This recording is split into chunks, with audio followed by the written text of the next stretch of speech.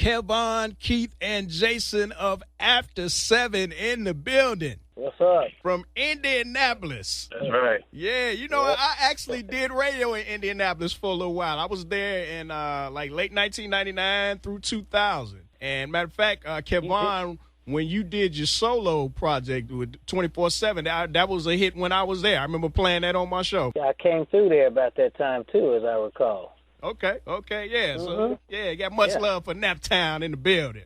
Most of us became familiar with you all from Heat of the Moment. And I remember I was like 16 when that record dropped. And I just remember when I first heard the lyric, I fell in lust with you. It just kind of made me turn up the radio song because that wasn't something, normally something you heard. So what was your reaction when you all first, went in to record that and you saw that was the lyrics? Because that wasn't like some normal stuff people were saying in songs at the time. Yeah, well, our brother, he's a pretty prolific writer. So I don't think it really came that much of a surprise. It was just enough little edge without being distasteful to be able to say it, because that was late 80s, early 90s when we came out with that. And it felt right, and kind of told a little story, you just letting I can't get too far out there with you, because I got a lady who's into me for real. So this little lust thing, we'd be all right.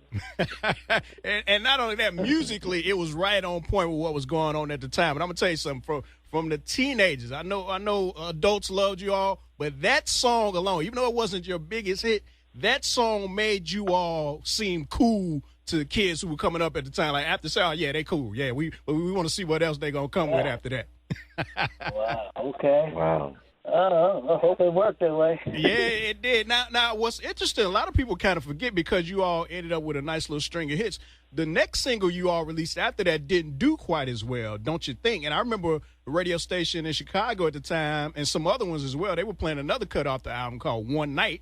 I remember that was kind of popular. That's right. But then you all came with Ready or Not, which ended up being massive. Now, the thing that's interesting to me, with that being a ballad, and you all had so many good songs on the album, were you all kind of waiting for them to release that because you knew it had the potential to be a hit, or did it kind of catch you off guard? I think we always felt strongly about Ready or Not, but we also felt strong about, I don't say felt strong, we felt good about One Night. We had actually wanted to release One Night as a single. The group did.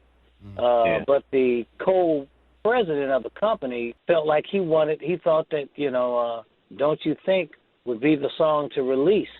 And part of their logic at the time, back in the day, was like nobody does any videos on ballads. That's what we were told. And so we kind of got shut down on the idea of what we wanted to do. But then that one, Don't You Think It Bothers Me, didn't perform as well as they had anticipated. And what did we do? We turned around and came with a ballad and did a video on a ballad. Right. So there was, just inexperience in some ways, good, well-intentioned, however, but just inexperience. They sold us short a little bit, because I think, we would have created even greater momentum had we dropped One Night. Like you say, Chicago was playing it. Chicago wasn't the only city that was playing One Night. Even though it wasn't released as a single, it played like a single. Right. I think it was 50-something stations was playing it. Yeah. Yeah, I can believe that, definitely. Now, Keith, let me ask you. Now, next, you all had Ready or Not, #1 hit, gold single. Then you came back with another one, Can't Stop, #1 hit, gold single. And I always say when you get two back-to-back like that, that's when you know that you're really there. And it was funny because they released a remix on that. And were you all surprised that one did as well, or were you like, oh, yeah, we really killing them now? It felt good. It felt good. They put a good club vibe on it that just made it feel even better. And Melvin came in there and laced it with some good feel-good, soul dog feel-good on top of it. Yeah. It was special. Right. It made it even all the more special. Yeah, and that was a fun record, too. was. We used to call it the digging song. I'm digging on you, you digging on me. Yeah, we love that record, man. Classic right there. Now, let me ask you this, though. When you all got to the second album, Taking My Time, you had some up-tempo hits from that. You had some good ballads. But it seemed like you could kind of tell as a fan, if you were really into that first one, most people don't really know about production and all that stuff. They know a little bit more about it now. But when you all didn't have the services of LA and Babyface, what was the frame of mind going into that CD? Were you all like kind of accepting the challenge, or were you a little concerned that maybe you weren't going to have all the artillery that you had the first time around? I think it was a little bit of all of it, quite honestly. When you don't have a LA and Face at the helm, and from being at a 9 to 5 for the last 10 years, and you go from there and overnight you have success with your first album, and then the second album you're being kicked out the nest and say, go fly. You know, it was a different feeling. But we had even gotten our feet a little bit wet, I think, on the song Nights Like This. Because even though Jesse Johnson was a songwriter and producer and got credit for it, Jesse Johnson was in there for a matter of hours, and then he bounced. And so, yeah. You remember that, Keith? Yeah. Yep, yeah. He bounced, and it was left to us to try to produce the rest of that record, in which, you know, we were just going for it the best way that we knew how. And that led into taking my time, which was like, you know, we got to figure out who those producers are, who those songwriters are that are going to help us continue on with creating the sound of After 7. Talking with Kevon, Keith, and Jason of After 7 right now about their TV One Unsung episode airing tonight, as well as their many hits. And one of the hits you all had off the second album was the medley of Baby I'm For Real and Natural High. Now, Jason, I want to ask you this because even though you weren't in the group at the time, obviously you were around and everything. And at that time, I remember everything from the 70s was kind of coming back. You know, all the people were remaking songs from the 70s. So it was kind of a perfect timing for that song. When you all perform that song now, what kind of reaction do you get from that? Do people just associate that with After 7, or do they kind of think of it as, okay, yeah, that's the remake, but I like that too? What kind of vibe comes from that one when you all are doing that one live? I hate to say it, but that's an After 7 song. Yeah.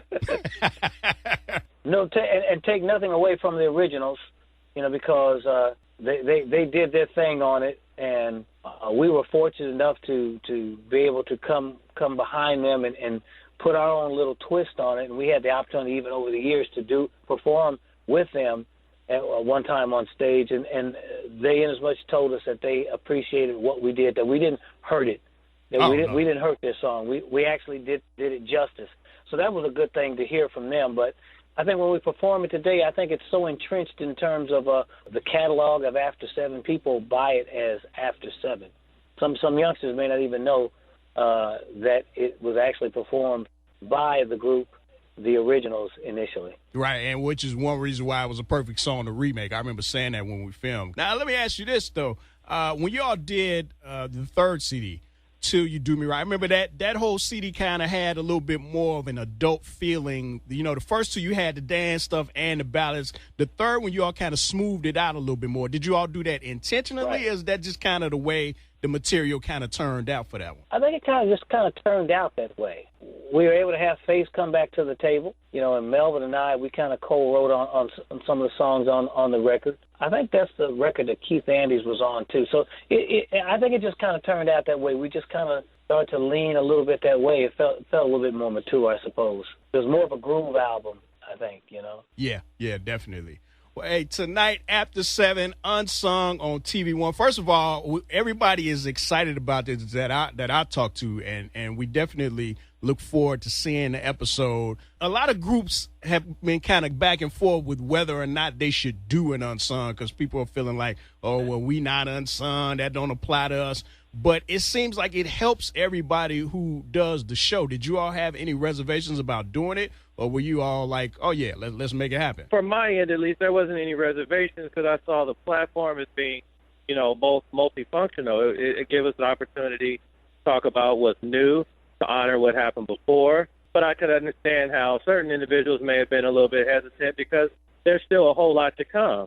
And so it's kind of like receiving a Lifetime Achievement Award in that some people feel like they don't really want that because they feel like that's the end of a chapter, and this chapter is very much still going. So if you got any reservations, that would be the only one, I think. Right. Yeah, I can understand that. And speaking of it still going, you all have new music out, and people definitely trying to find out about it, trying to be in contact. How can people be in contact with you all to get a hold and hear of what you all are doing right now and see where you all are performing live at? Well, you can go to our website, after7music.com, or any of the other Facebook, Twitter, Instagram, Facebook, Twitter. Okay, so you in tune with what's going on now. That's the main thing. Oh, yeah. Well, you have to be. If you're going to be in the business, you have to be. Yeah. It's been a learning curve for us, trust me. All right. Well, hey, After 7, thank you all for calling in and being part of the show today. Definitely looking forward to